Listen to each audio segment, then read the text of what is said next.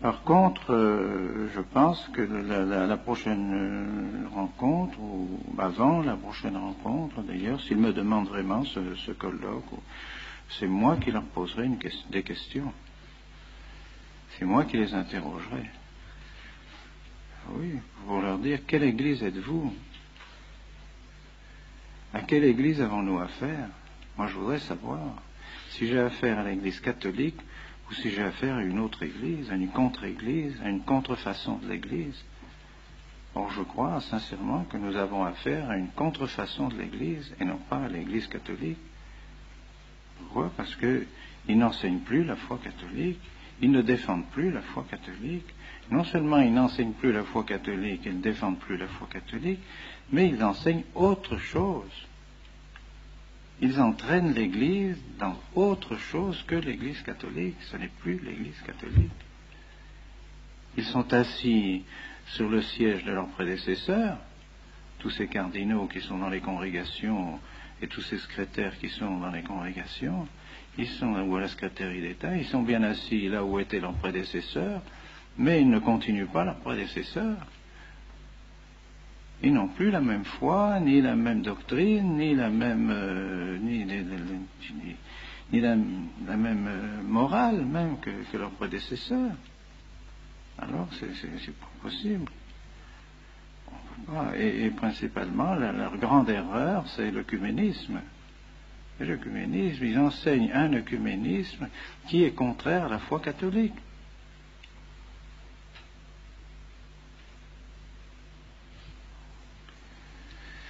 Et je dirais que pensez-vous des anathèmes du Concile de Trente? Que pensez-vous des anathèmes du Concile de l'encyclique Auctorem Fidei sur le Concile de Pistoie? Que pensez-vous du syllabus? Que pensez-vous de l'encyclique sur Immortale Dei du pape Léon XIII? Que pensez-vous de la lettre sur le sillon par le pape Saint-Pidis, de l'encyclique Quas Primas du pape Pie XI, de Mortalium Animos du pape Pie XI, justement contre l'œcuménisme, contre ce faux œcuménisme, et ainsi de suite. Enfin, pensez-vous de tout ça? Qu'ils me répondent. Qu'ils me répondent s'ils sont toujours d'accord avec tous ces documents des papes, avec ces documents officiels qui définissent notre foi.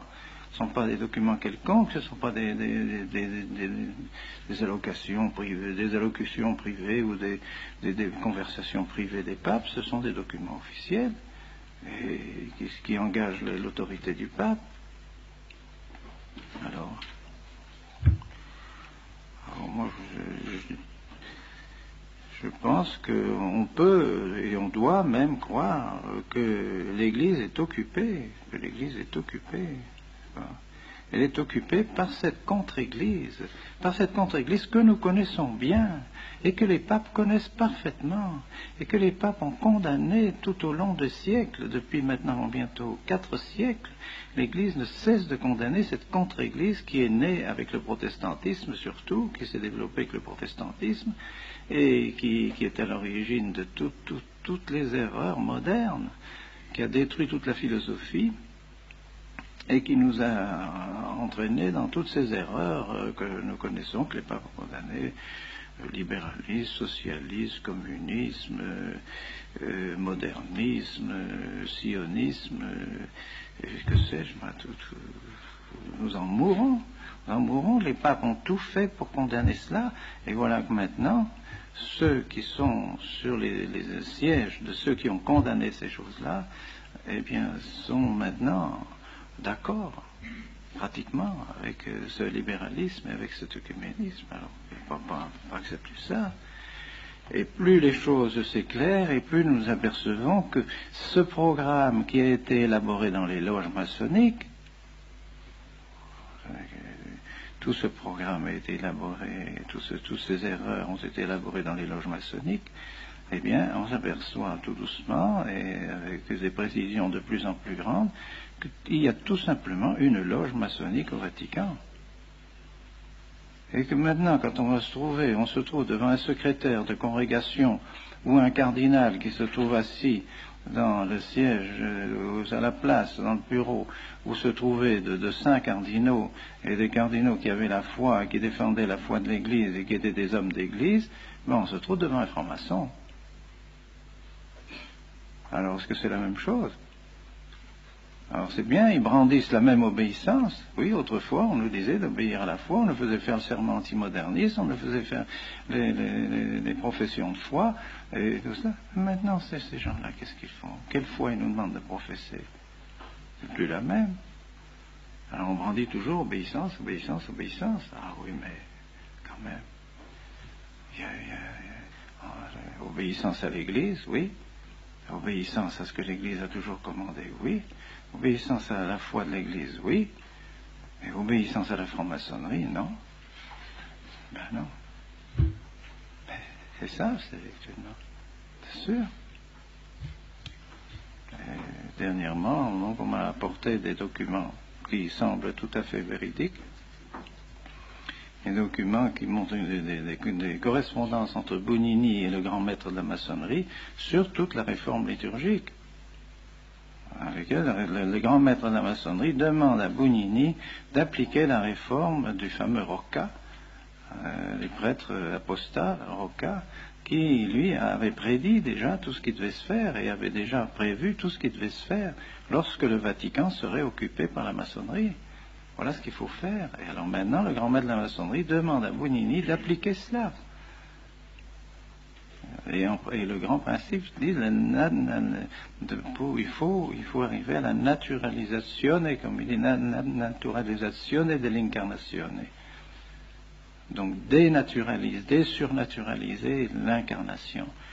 Donc on arrive au naturalisme. Et que cela, il faut appliquer les principes de la langue vernaculaire, de la démultiplicité des rites, de la multiplicité de la liturgie, pour rendre la liturgie complètement confuse et mettre la confusion partout. Et les oppositions entre les différents rites. Alors Bugnini répond qu'il est tout à fait d'accord. Je suis tout à fait d'accord pour cela, mais qu'il faudra un certain temps, il faudra peut-être 10 ans, mais en l'espace de 10 ans, il y arrivera, et que la confiance que lui accorde particulièrement le cardinal Lercaro et même le pape Paul VI, avec cette confiance qu'il a, il est assuré de pouvoir arriver à ses fins. Et il nomme tous ceux avec lesquels il travaillera dans la curie romaine, tous ceux qui, eux aussi, ont des attaches à la maçonnerie, alors qu'il pourra travailler avec eux, mais il faudra en placer certains, il faudra les mettre dans certaines congrégations, afin de pouvoir mener le travail à bien. Il faut que toutes les congrégations soient plus ou moins infiltrées, noyautées par des membres de la maçonnerie, qu'il nomme un tel, un tel, un tel. Il faudra chasser celui-ci, parce que celui-là nous gêne, il est contre nous, alors il faudra le faire mettre dehors. Il faudra supprimer la congrégation des rites, mais ce n'est pas la congrégation des rites, c'est la congrégation des sacrements, et il a réussi à supprimer la congrégation des sacrements pour tout mettre sous la congrégation des rites, par conséquent tout mettre sous son autorité. Tout cela, il le dit dans les lettres au grand maître de la maçonnerie. Alors, qu'est-ce que vous voulez? Ah non, qu'on ne nous parle pas d'obéissance. On veut bien obéir, bien sûr, nous sommes les plus obéissants à l'Église et à tout ce que l'Église a toujours enseigné, toujours voulu, mais pas à des hommes qui travaillent à la destruction de l'Église à l'intérieur de l'Église. L'ennemi est à l'intérieur de l'Église, le Papidis l'avait annoncé, la Salette l'avait annoncé, le Fatima l'a annoncé, tout a été annoncé de manière publique. On sait que l'ennemi va s'introduire à l'intérieur de l'Église. Eh bien, il y est. Alors qu'ils ne viennent pas demander, il faut arrêter les ordinations. Qui demande d'arrêter les ordinations? Qui demande de ne plus faire de bons prêtres?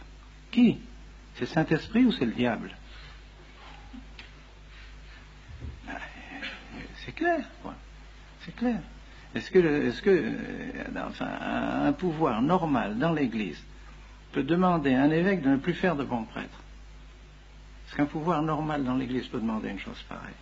Peut demander de supprimer les séminaires, des séminaires qu'ils savent, bon, ils le savent, ils l'ont dit, c'était des bons séminaires. Ils savent que la doctrine qu'on vous enseigne est la vraie doctrine. Ils le savent. Ils l'ont écrit. Ils savent parfaitement. Ils l'ont écrit dans le rapport des visiteurs. Les visiteurs l'ont dit. On fait un excellent rapport en faveur du séminaire. C'est ce que le cardinal Garonne m'a dit à moi-même quand il m'a demandé de venir à Rome. Il a dit, oui, le rapport est bon. Nous savons que le séminaire est bon, etc. Alors, pourquoi fermer le séminaire? Tout simplement parce que nous ne voulons pas suivre ces orientations maçonniques de l'œcuménisme, toutes ces orientations nouvelles qui ont été forgées dans les loges maçonniques. Alors on veut fermer le séminaire. Mais non, c'est pas possible. Ça vient pas du Saint-Esprit, ça vient pas de l'Église. C'est pas l'Église qui nous demande de fermer le séminaire. C'est pas l'Église. C'est pas le pape en tant que pape. Ce ne sont pas ceux qui sont élects en tant qu'ils sont vraiment les successeurs de ceux qui étaient avant eux, non. C'est une loge maçonnique qui est arrivée à pénétrer à l'intérieur du Vatican, qui mène tout, et qui évidemment ne peut pas nous sentir, c'est clair, c'est évident, nous faisons obstacle à leur plan de destruction du sacerdoce, de destruction de la messe, de destruction de la liturgie, c'est évident, c'est évident. Alors est-ce que nous devons obéir? Moi, je crois en conscience devant mon Dieu. Quand il me dit réfléchissez bien en conscience devant Dieu ce que vous faites, ben oui, j'ai tout réfléchi devant mon Dieu. Si je me trompe, que le bon Dieu me donne la lumière pour me montrer que je me trompe, je ne crois pas. Je crois vraiment que en faisant ce que je fais et en ordonnant les prêtres que je vais ordonner, je crois que je sers l'Église. Je sers l'Église, je ne le ferais pas si j'avais seulement un instant la pensée que ça pouvait être contraire au bien de l'Église. Je m'abstiendrai bien sûr de faire des choses pareilles, c'est trop grave. C'est bien le contraire. Enfin, les faits sont évidents maintenant. Les effets de cette réforme et de cette persécution de l'Église à l'intérieur de l'Église sont clairs, tout le monde. Ça devient de plus en plus clair. Il suffit de lire la documentation catholique à chaque fois pour s'apercevoir combien les idées fausses sont infiltrées dans les documents épiscopaux, dans les documents, toutes ces commissions théologiques. Lisez celui qu'on m'a donné à midi, une commission de théologie. Mais c'est plein d'erreurs, plein d'erreurs. C'est un esprit faux, un esprit qui n'est pas du tout l'esprit de l'Église. Alors, c'est pour ça que nous n'hésitons pas un instant et j'espère que le bon Dieu continuera à nous bénir. Continuera à nous bénir.